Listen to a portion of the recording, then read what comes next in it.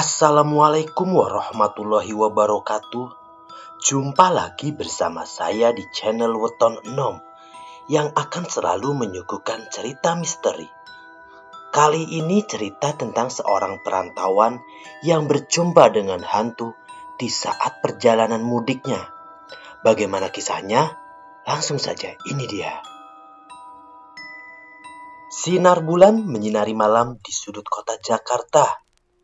Suasana cukup sepi, tidak banyak aktivitas warga di luar karena kondisi negeri sedang dalam masa pandemi yang hampir berjalan selama 2 tahun.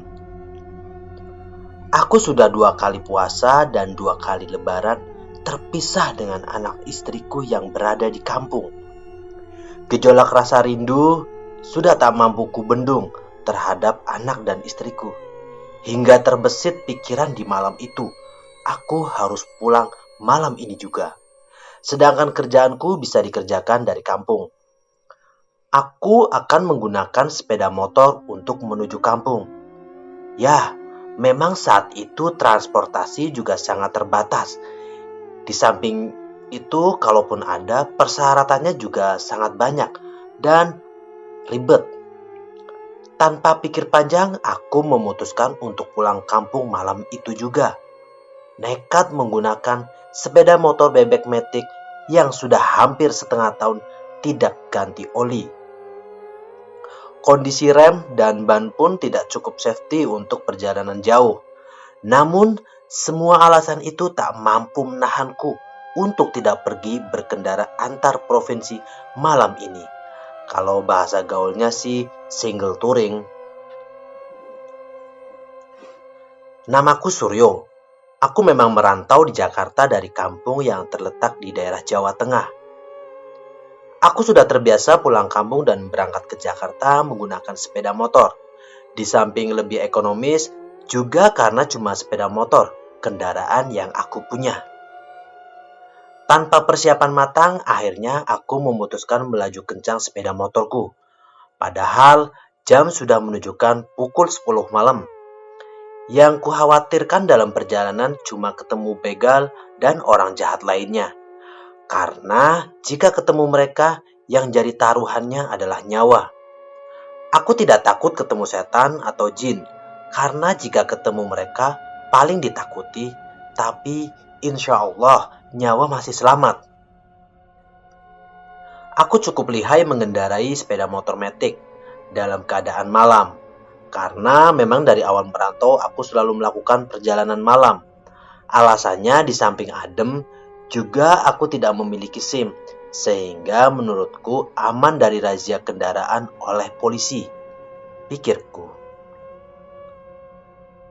Alunan musik dari ponselku yang terhubung melalui headset menemani perjalananku. Kota demi kota kulalui. Beberapa kali aku berhenti hanya untuk mengisi bensin. Rasa kantuk kuabaikan oleh rindu yang tak terbendung. Padahal itu sangat membahayakan. Kusalip bus dan truk yang menghadang jalananku. Aku merasa menjadi raja jalanan Pantura yang tak memikirkan kondisi motorku yang sebenarnya kurang layak untuk jarak jauh. Tapi sekali lagi aku tak mempedulikan itu. Hingga akhirnya aku sedikit mengantuk ketika sudah sampai di kota Cirebon, di mana jam menunjukkan sekitar pukul 1 pagi dan di luar dari prediksiku. Biasanya jalanan santai perjalanan Jakarta Cirebon butuh waktu 4 jam. Namun kali ini aku hanya butuh waktu 3 jam. Artinya aku sangat cepat mengendarai motorku ini. Aku terpaksa berhenti untuk membeli kopi agar mataku kembali melek. Padahal dalam hati sangat menyayangkan aku berhenti. Karena menurutku dengan berhenti akan membuang waktu perjalananku. Tapi dengan kondisi mengantuk, aku putuskan untuk istirahat sekitar 10 menit. Dan menargetkan sampai rumah pukul 4 pagi. Itu paling lambat. Karena biasanya aku hanya butuh waktu sekitar 2,5 jam jalan santai dari Cirebon ke kampungku. Aku telah kembali melanjutkan perjalanan. Dan singkatnya, aku telah sampai di kotaku. Dan tinggal sekitar 20 km lagi untuk sampai ke rumahku. Jam menunjukkan 2:30 pagi. Ini jauh dari target dan harapanku. Entah sekencang apa aku mengendarai motorku. Yang jelas gas ku tarik penuh karena jalanan juga cukup sepi.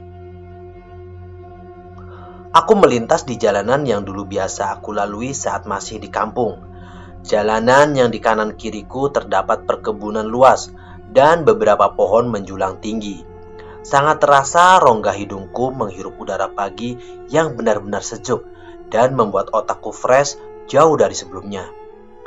Jalanan gelap yang dihiasi pepohonan yang rimbun, aspal yang sedikit tidak rata, membuat rasa rindu beberapa tahun tidak mudik cukup terobati. Dan pastinya anak dan istriku sebagai puncak kerinduannya.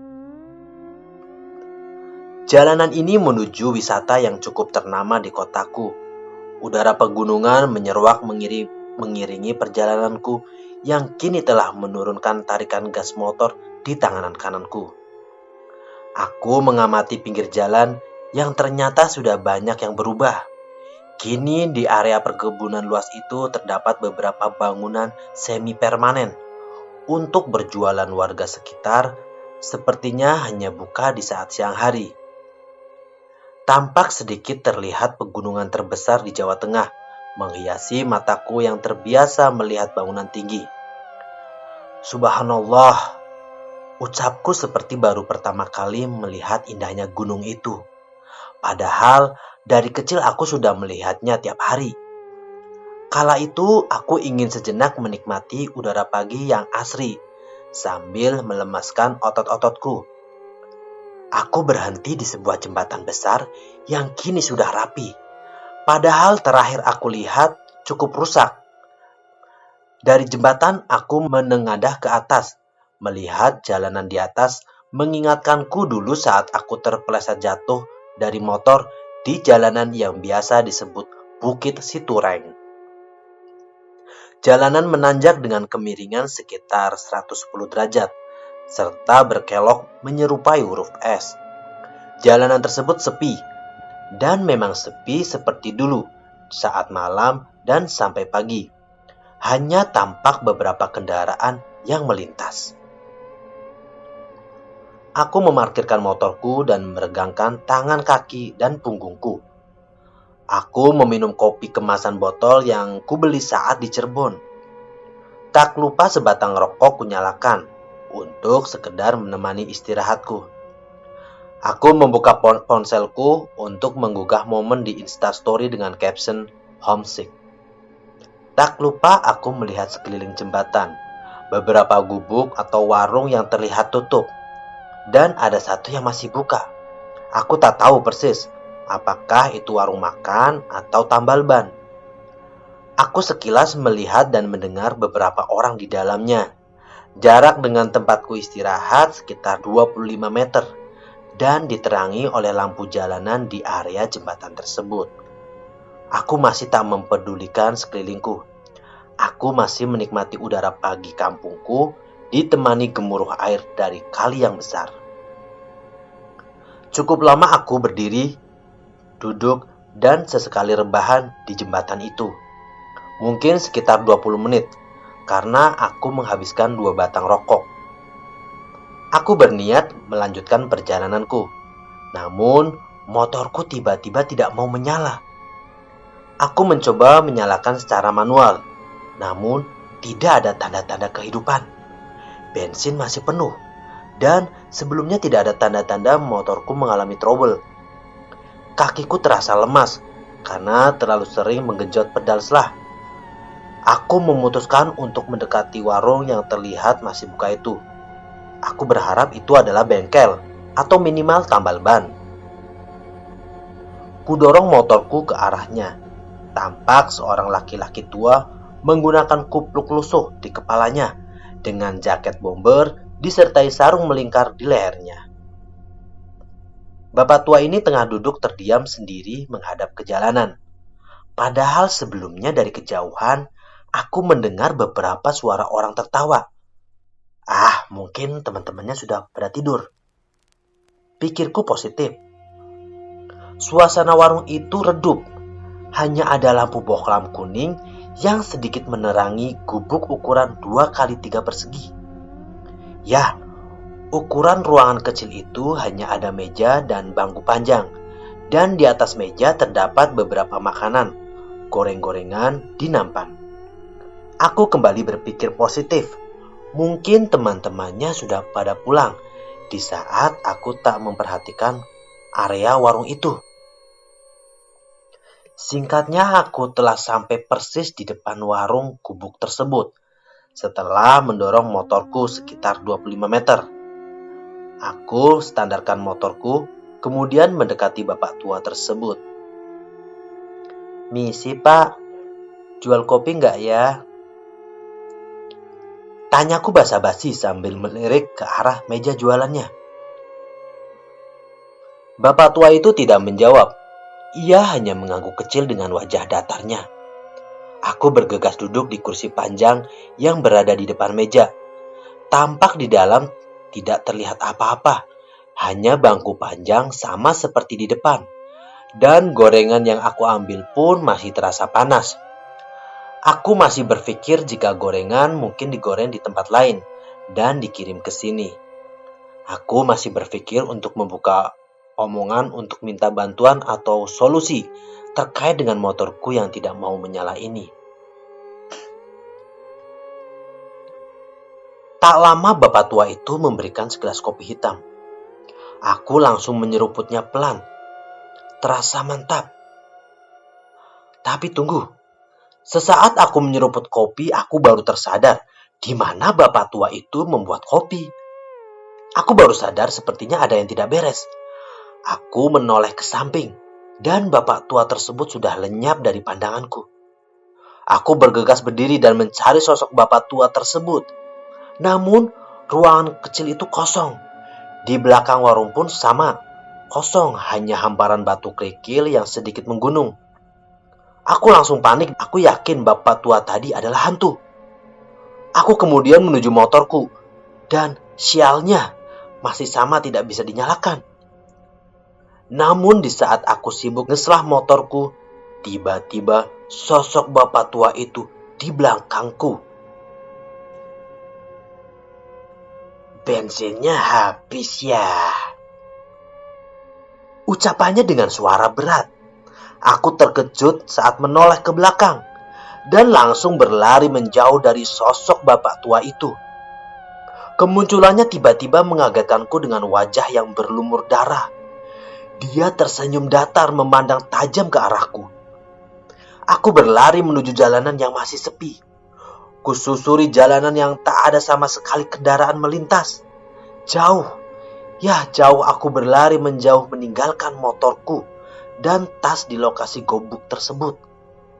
Ini adalah pengalaman pertamaku ditampakkan hantu atau jin.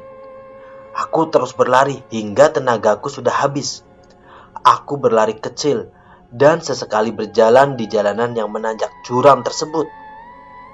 Pemukiman penduduk masih sekitar 4 km lagi. Aku berharap ada kendaraan yang melintas agar aku mendapat pertolongan. Beberapa kali melintas mobil pribadi, aku berusaha memberhentikannya. Namun tak ada satupun yang mau berhenti. Wajar saja, mereka tidak mau berhenti karena mereka takut jika aku adalah sosok begal yang berpura-pura meminta pertolongan. Aku bingung. Yang aku bisa lakukan hanya berlari kecil dan sesekali berjalan. Hingga akhirnya aku mendengar kendaraan dari belakangku. Sepertinya sepeda motor. Aku berusaha memberhentikannya. Dan alhamdulillahnya, pengemudi motor tersebut berhenti. Aku tidak sempat menceritakan kejadianku. Aku langsung duduk membonceng di belakangnya. Pengemudi tersebut sepertinya ojek, karena terlihat helm yang dipakai sedikit rusak. Dan sepertinya sudah pecah, namun tetap dipaksakan. Sungguh ini membuatku kacau. Membuatku gila di pagi hari. Entah setan apa yang iseng ngerjain aku di saat aku ingin bertemu anak istriku. Berkali-kali aku ucapkan rasa syukur alhamdulillah sepanjang perjalanan. dan masih belum siap membuka obrolan dengan pengemudi motor itu. Nafasku masih terengah-engah, terasa kering kerongkonganku. Dan setelah sekitar 2 kilo, aku baru tersadar akan barang-barangku yang tertinggal. Kubuka obrolanku untuk memecah kebisuan. "Pak, maaf, motorku dan barang-barang yang lain tertinggal di warung sebelah jembatan. Kira-kira gimana ya enaknya?" tanyaku. Bapak pengemudi motor itu tak bergeming. Sepertinya tak mendengar oleh suara motornya. "Mungkin nanti aja aku ngomong lagi," gumamku dalam hati. Akhirnya beberapa saat kemudian, ia menghentikan motornya di pinggir jalan yang terdapat lapangan dan persis di gapura gerbang perbatasan kecamatan desaku. "Bensinnya habis ya," ujar pengemudi motor itu, dan aku langsung turun. "Sial, motornya kehabisan bensin ternyata," gerutuku. Dan kemudian dengan sinar lampu jalan yang menyoroti posisi kami, aku mencoba membuka HP-ku bertujuan menelpon orang rumah. Namun sayangnya baterai HP-ku mati karena terlalu lama menyalakan musik dari Jakarta hingga kampung. Tiba-tiba Pak ojek itu menyapaku dan memanggilku. "Mas." Aku menoleh. Aku terkejut karena ia memperlihatkan wajah yang hancur dan berlumuran darah. Sosok ini adalah sosok yang sama saat menampakkan diri di warung sebelah jembatan. Aku langsung kembali berlari menuju pemukiman penduduk yang berjarak mungkin sekitar 200 meteran. Aku berlari sambil teriak minta tolong. Terasa keringat sebiji jagung terus berjatuhan mengalir dari pelipis wajahku. Entahlah kenapa hantu ini masih saja menggangguku yang sudah kehilangan banyak tenaga. Nafasku terpongah-pongah. Teriakanku sudah tak keras lagi. Mungkin lebih tepatnya bukan teriakan, tapi merintih ketakutan. Beberapa rumah kulalui, namun tampaknya sepi dan tidak ada tanda-tanda kehidupan. Dan akhirnya sampailah pada rumah ketiga yang terdapat beberapa anak muda tanggung tengah rebahan sambil bermain HP di teras rumah dengan api unggun kecil di sebelahnya. Aku langsung menghampiri mereka dan meminta pertolongan. "Alhamdulillah, semoga kali ini benar bukan hantu lagi," gumamku dalam hati. Singkatnya, aku ditenangkan oleh beberapa anak muda tanggung itu dan diberi air putih. Karena aku juga tampak haus, aku menghabiskan 3 gelas besar. Setelah itu, aku menceritakan kejadian di jembatan itu. Dan aku terkejut atas cerita dari beberapa anak muda itu. Jika kemarin siang memang sempat ada kecelakaan antara motor dan truk adu banteng. Kecelakaan itu menewaskan seorang pria parubaya mengendarai motor sehabis kulak bensin eceran yang menabrak mobil truk. Dan lebih parahnya, pria tersebut tewas di tempat karena kepalanya terlindas. Beberapa anak muda itu yakin sosok pria tua dengan wajah berlumuran darah adalah pria parubaya yang mengalami kecelakaan kemarin. 4 pemuda yang mendengarkan ceritaku begidik ngeri. Apalagi pas dengar jika aku diboncengin hantu itu sampai dengan perbatasan kecamatan. Aku pun meminta pertolongan kepada mereka untuk mengambilkan motor serta tasku yang tertinggal. Karena terdapat laptop inventaris kantor untuk bekerja di rumah serta beberapa oleh-oleh untuk anakku. Akhirnya, 4 pemuda berboncengan memberanikan menuju jembatan untuk mengambil tas serta berusaha membawa motorku. Aku menunggu di teras rumah sambil menenangkan diri, dan aku sempat tertidur karena ngantuk serta kelelahan, ditemani 2 anak muda yang lainnya. Sungguh apes pagi ini. 2 kali diperlihatkan hantu yang sama. Dan ternyata hantu itu adalah korban kecelakaan kemarin. Mungkin arwahnya masih penasaran. Atau mungkin itu jin korinya. Tapi di sisi lain aku cukup berterima kasih sama hantu tersebut. Kenapa? Karena dia telah mengantarkanku ke dekat pemukiman penduduk di saat sudah kehabisan tenaga. Walaupun ia kembali menampilkan wajah seramnya. Singkatnya, 4 anak muda itu kembali dan membawa motor serta tasku. Dan yang lebih anehnya lagi, menurut penuturan 4 anak muda itu, menemukan motor dan tasku berada di pinggir jalan persis di perbatasan kecamatan. Motorku juga menyala normal, tidak mati seperti yang kualami saat di jembatan. Tubuhku makin merinding mendengar ucapan anak muda itu. Apakah tadi aku diantarkan hantu itu menggunakan motorku sendiri? Tapi saat aku menaiki, aku sekilas melihat dan merasakan itu motor yang berbeda dengan punyaku. Entahlah, ini kejadian yang tidak masuk di akal. Dan akhirnya aku kembali melanjutkan perjalanan yang hanya tinggal beberapa kilometer lagi. Tak lupa aku pun mengucapkan banyak terima kasih terhadap beberapa anak muda yang telah menolongku. Sampai di rumah subuh, rasa kantukku dan lelah kini seketika hilang oleh rindu yang terobati melihat anak dan istriku tersenyum menyambut kepulanganku, meski telah melalui malam yang panjang. Banyak hal yang membuat jin melakukan teror terhadap manusia. Namun, jika manusia itu lebih kuat darinya, maka mereka akan takut terhadap manusia. Terima kasih telah menyimak kisah ini sampai akhir. Sampai jumpa di kisah berikutnya. Wassalamualaikum warahmatullahi wabarakatuh.